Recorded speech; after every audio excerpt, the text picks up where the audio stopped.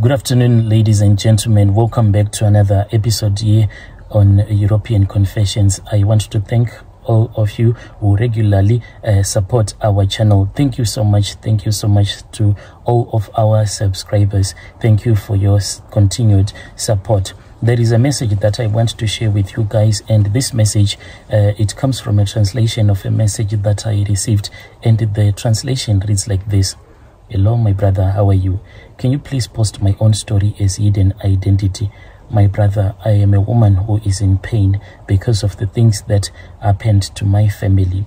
So I blame my father. My father, he is a prophet. He is a white garment prophet. And in the area from where I come from, if I were to mention his name right here, people who come from our area, they will immediately recognize my father because he is well known and he performs a lot of miracles. He leads a very big church in our area.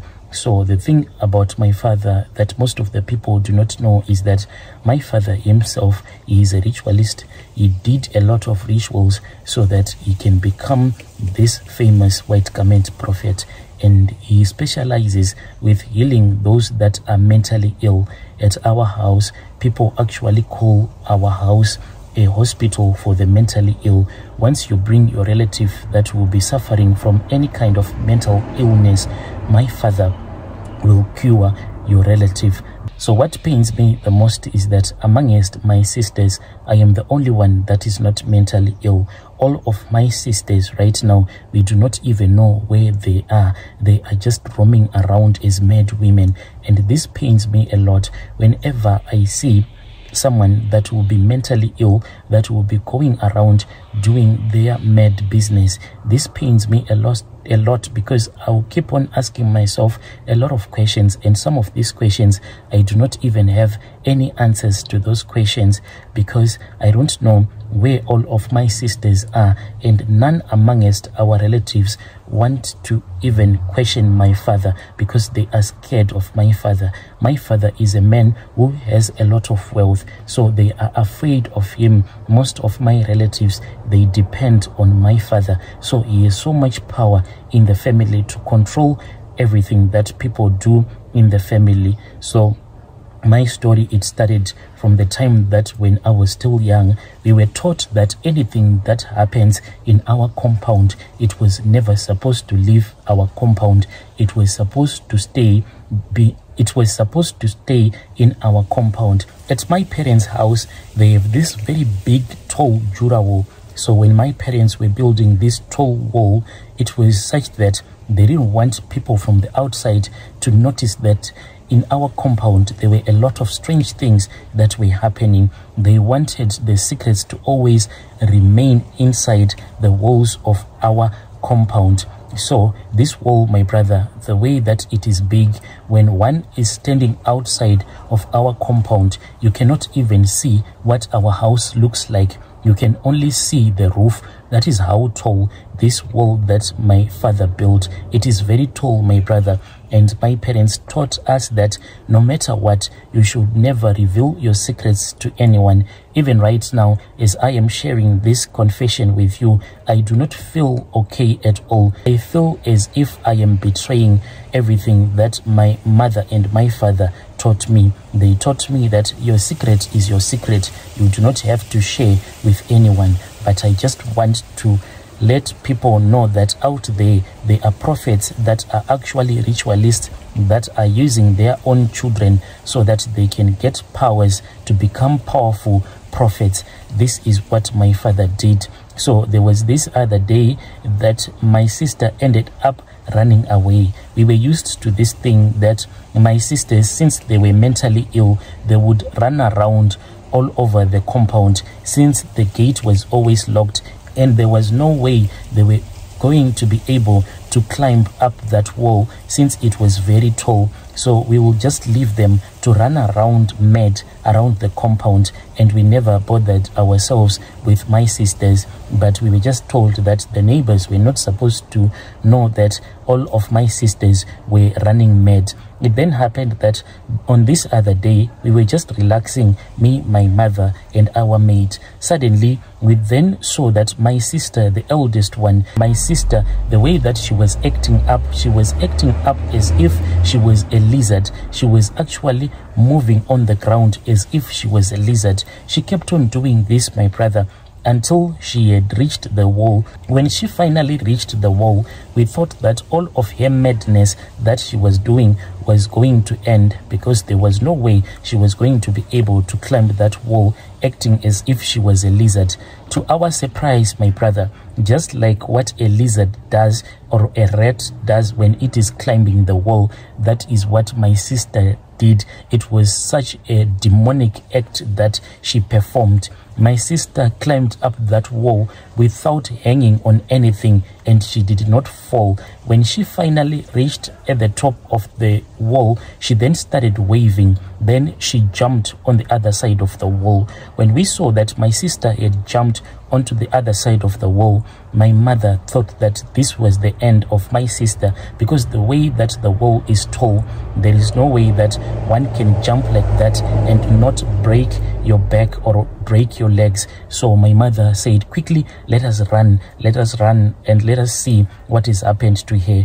And when we got out of the gate, like always, we kept everything as a secret. We actually pretended as if me, my mother, and the maid, we were going at the back of our house, going to get some vegetables, because that is where we used to have a small vegetable garden where we had some vegetables and some shallots as well. So we pretended as if we were going to get some vegetables and shallots. And my brother, when we were walking out of our yard, we then forgot to lock the gate. I don't know exactly what happened. Maybe it was the evil spirit that made us to forget to lock the gate. My brother, when we walked and when we went to the back of our house, we then found out that my sister was not there. We kept on looking and looking, trying to find my sister. By the time that we saw her, my brother, she was so far away that we didn't even know what had happened to her. We then returned back onto the other side of the house, and my mom had said that she was going to call my father and he was going to deal with it. We then returned back to the front of the house. That was when we saw that the rest of my sisters, those ones that were running mad, they had actually escaped. The gate was wide open, my brother, and that was the end of it.